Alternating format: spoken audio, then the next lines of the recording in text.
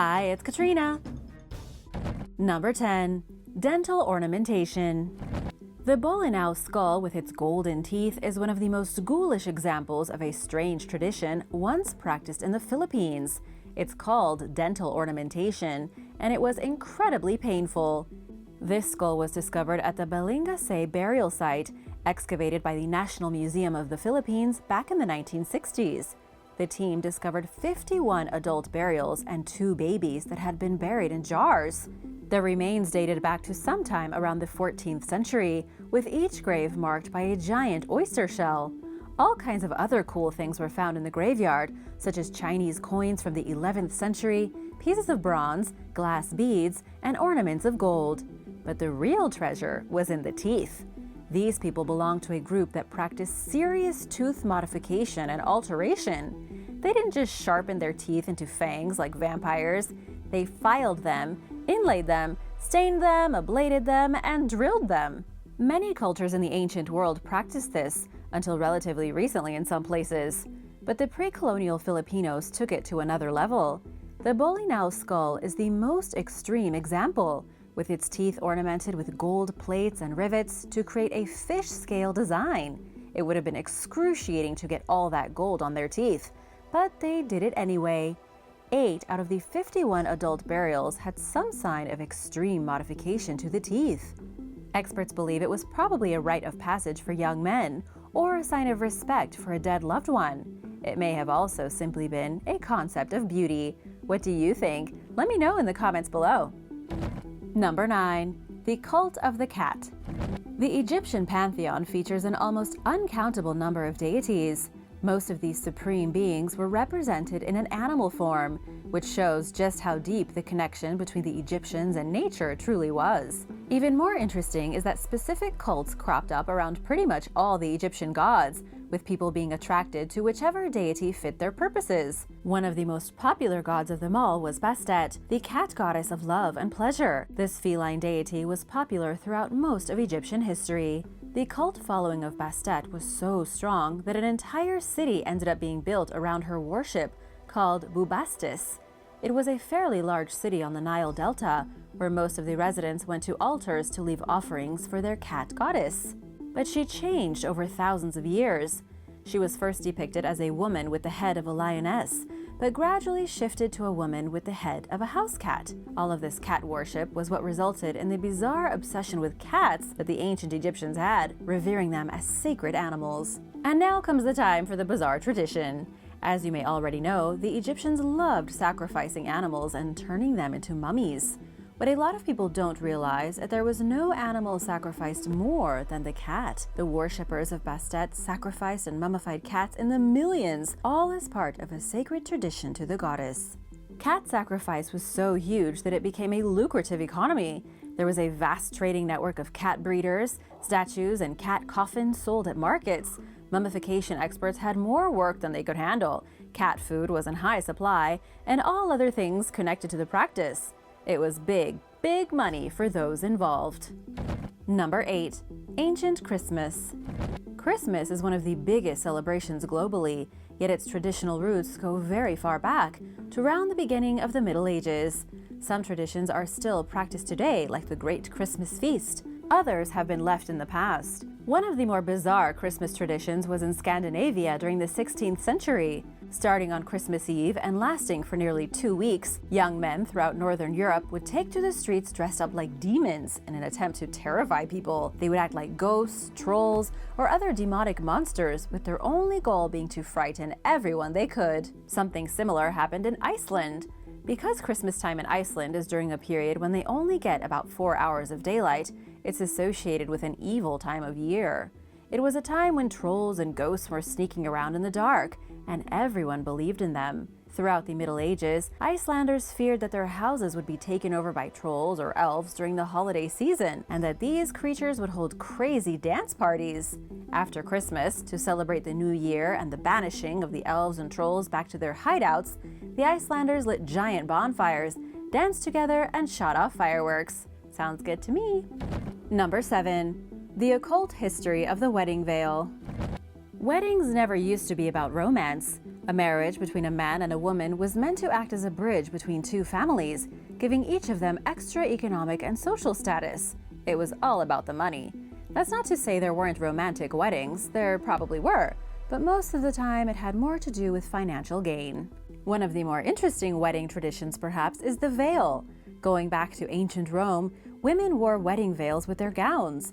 Back then, it was called a flammium, and it covered the bride's entire head. It was big enough to wrap around her body, and it was probably a fiery red color. Although historians can't agree, they believe it was either bright red or a deep yellow. One Roman historian likened it to the color of egg yolk. Whatever the case, one thing's for certain: the veil was designed to make the bride look like she was the flame of a candle. This was done with the specific intention of warding away evil spirits that might want to ruin the wedding. The entire point of the wedding veil was to confuse and thwart evil ghosts over 2,000 years ago in ancient Rome.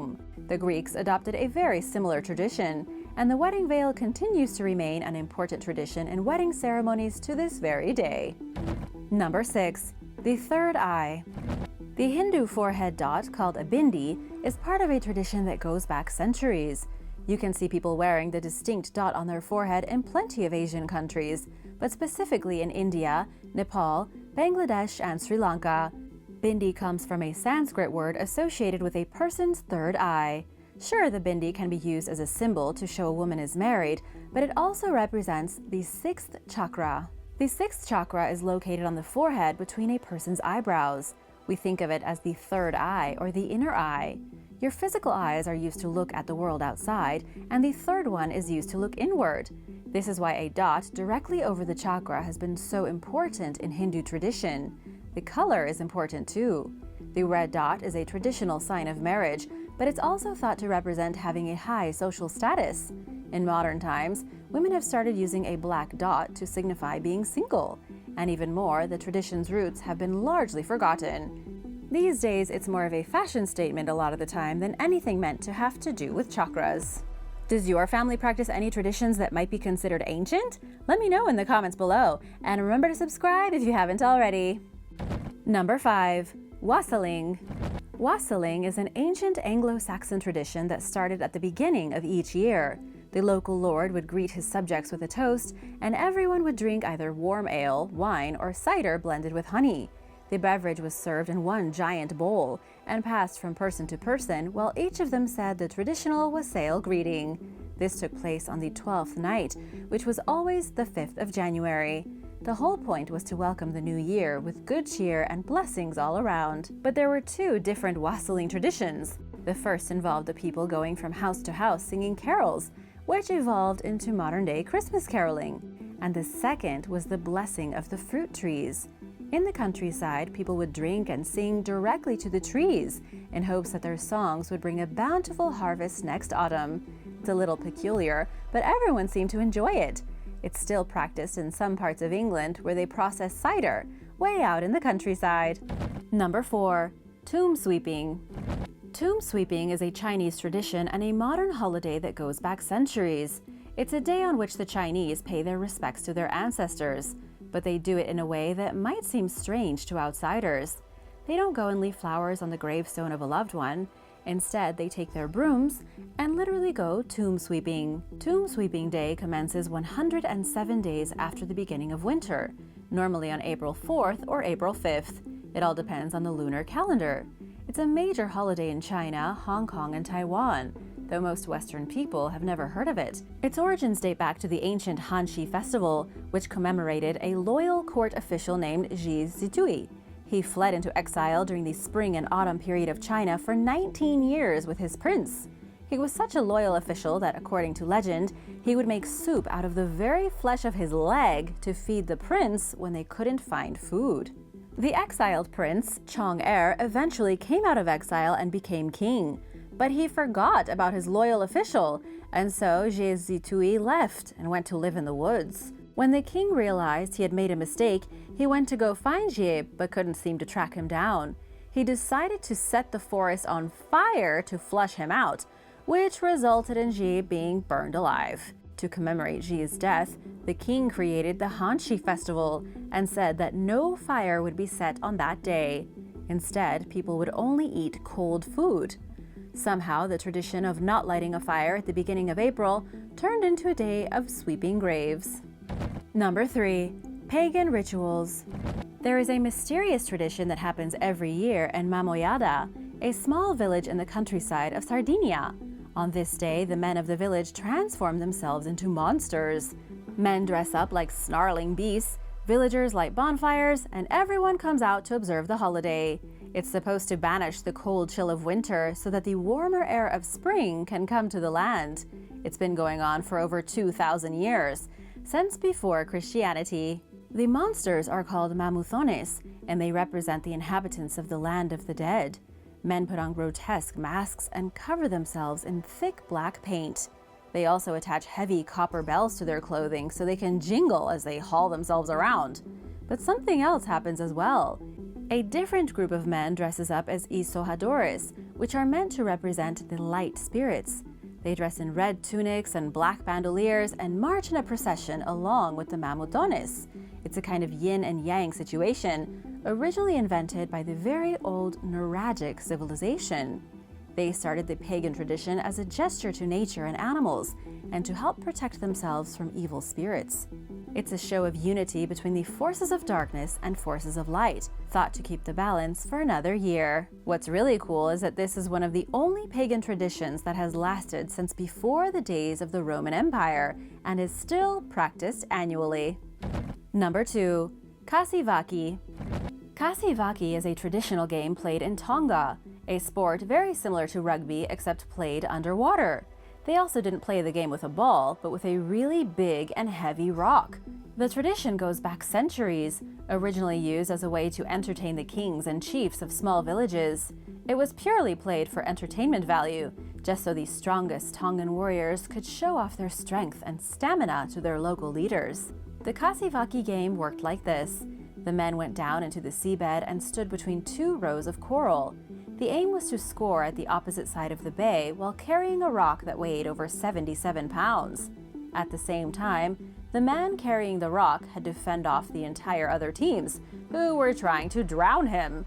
This was a deadly game that frequently ended in people drowning for real, sometimes with just a few men left standing to play the next round. According to Milika Pusiaki, a tour guide with the Tongan National Culture Center, the most skilled warriors who won a match were given pieces of land and special titles. If you could survive that game, you deserved it. The game isn't played anymore for obvious reasons. It's far too dangerous, too many people could die, and it would be way too controversial. It would be like bringing back the tradition of having gladiators fight in the Colosseum. Number 1. Horrible lullabies. Singing your baby to sleep with lullabies is a tradition as old as babies themselves. Ever since people could put together a melody, they've been singing songs to their children. However, old lullabies weren't quite as wholesome as the ones you or people you know may sing these days. All over the world, lullabies were kind of terrifying. There is one traditional lullaby from Scotland called the Highland Fairy Lullaby. And while it sounds beautiful to hear, the lyrics are kind of scary. It describes how the Highland Fairy would show up and snatch a baby when its parents went out to gather fruit. The Bjum Bjum Bambalo is an old Icelandic lullaby that sounds sweet and has very nice lyrics, but was allegedly first sung by a woman named Hala, who was kind of evil.